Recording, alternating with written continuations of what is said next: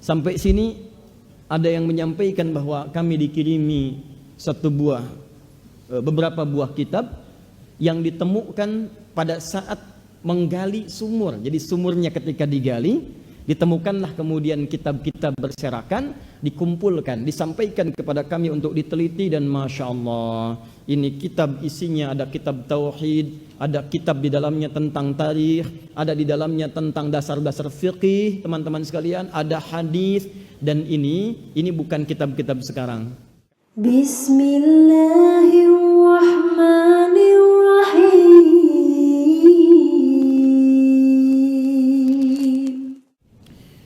Dan sebelum kita lanjutkan dalam bahasan kita mempelajari hal yang terkait dengan ulum Al-Quran, ilmu-ilmu terkait dengan Al-Quran, ini adalah pelajaran pengantar. Kami ingatkan lagi, sebelum nanti kita mempelajari isi Al-Quran dengan mempelajari penjelasan-penjelasan atau tafsir-tafsir ayat Al-Quran yang disampaikan oleh para ulama-ulama kita dari mulai Al-Fatihah sampai dengan An-Nas. Saya penting sampaikan dulu kaidah-kaidah ini. Nanti saat kita masuk ke dalam penjelasan tafsirnya, maka di situ nanti akan ada penerapan kaidah yang dimaksudkan. Nah, ini penting nanti teman-teman ketahui dan fokuskan setiap pekan pembahasan. Penting untuk dilihat nantinya apa yang disampaikan, kesimpulannya apa, karena materi itu nanti akan digunakan sebagai alat untuk memahami isi Al-Quran. Seperti pernah kita bahas tentang nama-nama Al-Quran. Jadi kalau Anda menemukan dalam Al-Quran nanti sebutan Al-Quran, wa nunazzilu minal Quran inna hadzal Quran syahr Ramadan alladzi unzila fihi Al-Quran. Kita sudah tahu apa yang dimaksudkan dengan Al-Quran di sini dan apa fungsinya di ayat itu. Kalau disebutkan kitab, dzalikal kitabu la raiba fi, kitaban mawquta, kita sudah paham bahwa ini yang disebutkan sekian kali dalam Al-Quran itu fungsinya seperti ini, seperti ini, seperti ini. Kalau disebutkan At-Tanzil, disebutkan Az-Zikr, kita sudah mengerti arahnya kemana. Jadi jangan dianggap ringan materi kita ini, karena saat diterapkan dalam memahami ayat-ayat Al-Quran nanti, besar kemungkinan akan terasa banyak manfaat dari apa yang telah kita pelajari. Ini penting saya sampaikan, karena para ulama terdahulu saat merumuskan kaidah-kaidah, bahkan dituliskan di kitab-kitab mereka, itu mereka saking kuatnya penulisannya, maka pendekatannya kepada Allah luar biasa dibangun sejak sebelum mereka menuliskan karya-karya mereka. Sehingga sifatnya itu bahkan bukan hanya karyanya, pelajarannya yang abadi, kadang-kadang juga karyanya tersimpan rapi dan diabadikan oleh Allah Subhanahu wa taala.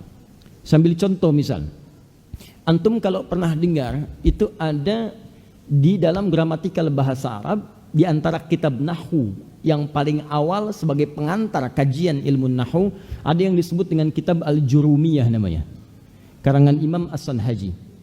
Nah, tidak banyak orang mengetahui bahwa dalam pelajaran kitab itu seringkali para ulama menuliskan kitab dan memberikan judul pada kitabnya. Nah, ini kalau adab mempelajari kitab, sebetulnya sebelum masuk kepada judulnya, itu antum lihat dulu sebelum pelajari isinya. Kenapa para ulama tersebut menamai kitabnya dengan judul tertentu? Itu ada maknanya. Bulughul Maram, kenapa disebut Bulughul Maram? Subulus Salam, kenapa dinamai dengan Subulus Salam? Al-Jurumiyah, kenapa disebut dengan Al-Jurumiyah? Itu ada latar belakangnya. Di Imam As-Sanhaji itu, beliau ketika akan memberikan pendidikan dasar bahasa Arab kepada anaknya, lalu menyusunlah kitab, yang kitab ini diharapkan menjadi panduan mudah bagi anaknya untuk mempelajari ilmu nahwu, dasar bahasa Arab. Dan diharapkan dari kitab itu bukan hanya untuk anaknya, untuk orang lain pun bisa bermanfaat ke depan. Maka apa yang dilakukan oleh beliau? Ketika selesai menuliskan kitabnya itu, maka beliau datangi satu sungai, di tepiannya kemudian beliau bermohon kepada Allah. Permohonannya sederhana, ya Allah, kalau memang kitab ini bermanfaat, perhatikan bagaimana jerih payahnya ulama ketika menyusun karya mereka. Kalau memang kitab ini bermanfaat, saya akan kemudian lemparkan ini ke sungai yang sedang mengalir airnya itu. Kalau engkau ridai kitab ini dan bermanfaat untuk generasi yang ke depan, termasuk untuk anakku, maka mohon jadikan tintanya tetap melekat di kertasnya. Tapi kalau engkau tetapkan ya Allah kitab ini tidak ada manfaatnya, maka mohon ya Allah dengan air sungai yang mengalir itu, maka lunturkan pula tinta dan kertasnya. Maka ketika dilemparkan ke sungai itu, beliau katakan jarmiyah, jarmiyah, jarmiyah. Jaro yajri jar, mengalir, lari, ya cepat, mengalir dengan cepat. Pelari disebut dengan jaro yajri. Huwa yajri, dia sedang lari. Ya an-nahru ma'uhu yajri. Ya, sungai airnya sedang mengalir deras. Maka kata beliau ingin buktikan. Ya, kalau kita kan kalau bisa cepat ambil, jangan luntur, jangan luntur. Kalau beliau tidak, cepat mengalir dengan kencang, supaya saya ingin buktikan apakah Allah memberkahi kitab saya atau tidak.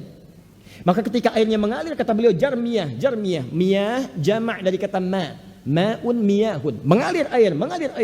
Allahu Akbar. Semakin kencang mengalir airnya, ternyata tintanya tetap melekat di dalam kertasnya, tidak luntur.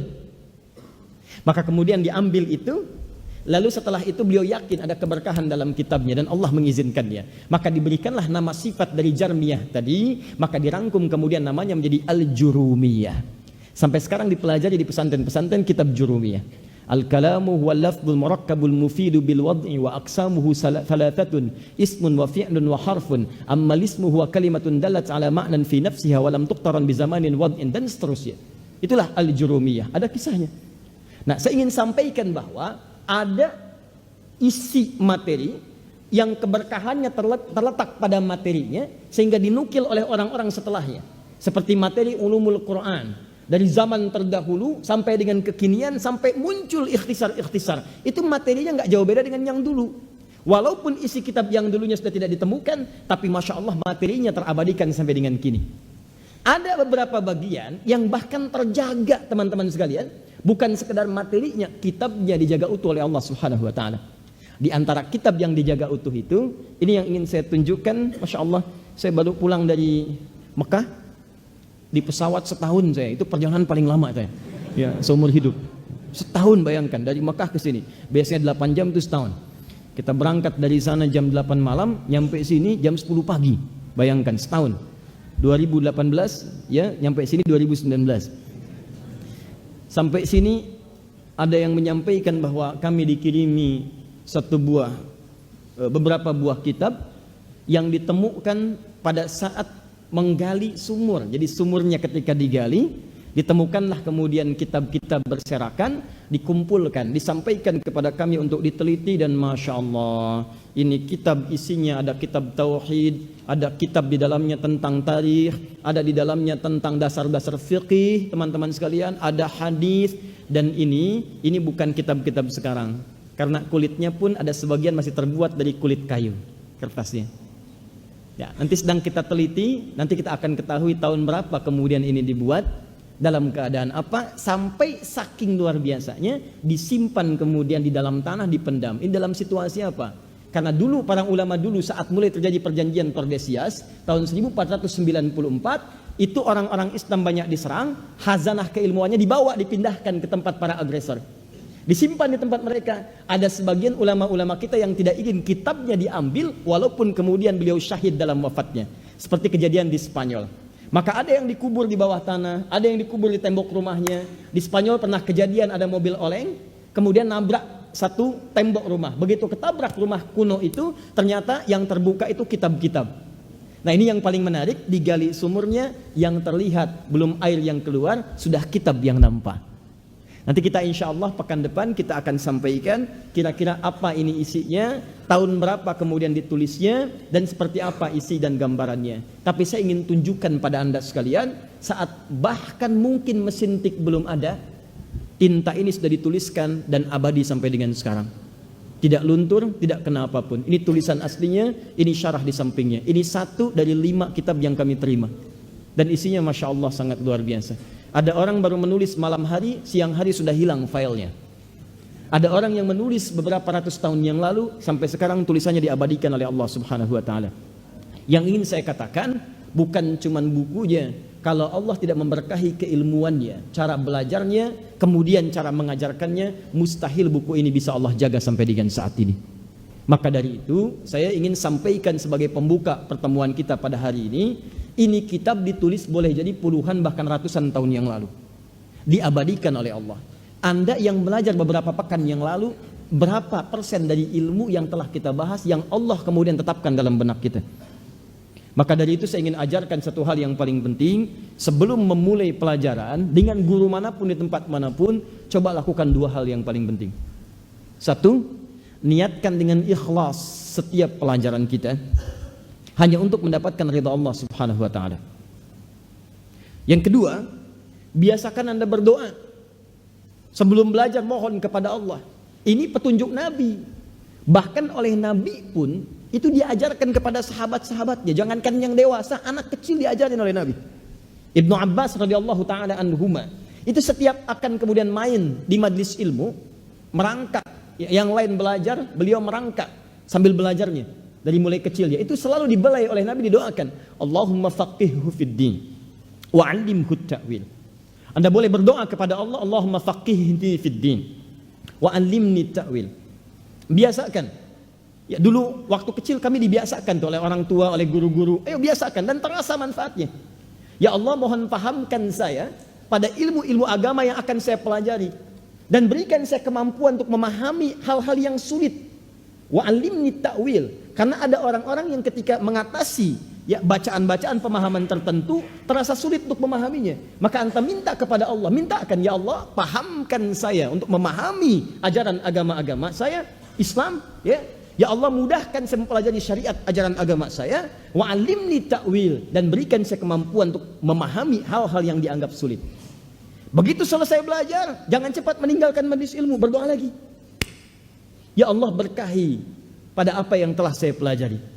Allahumma barik lana wa barik li fima ta'allamtu ya rabbal alamin wa 'allimtu ma jahiltu ya Allah ya arhamar rahimin. 'Allamtu ma jahiltu ya Allah, 'allimni ma jahiltu. Ya Allah, ajarkan saya apa yang belum saya ketahui, berkahi apa yang telah saya pelajari. Ya Allah, berikan saya sifat istiqomah untuk mengamalkan apa yang saya pelajari.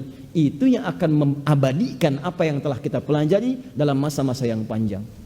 Jadi ini pelajaran pertama yang ingin saya sampaikan sebelum kita lanjutkan pada materi kita. Dan insya Allah di pekan depan kita akan ungkap apa isi di balik kitab-kitab ini, tentunya dengan seizin dari ahli warisnya yang telah menyampaikan kepada kami insya Allah. Semoga nanti ada manfaat yang kita dapatkan. Ya, saya sudah baca sekilas ini isinya dan nanti saya coba akan tertibkan, dan orang pertama yang akan saya kabari tentunya ahli waris dari keluarganya. Baik.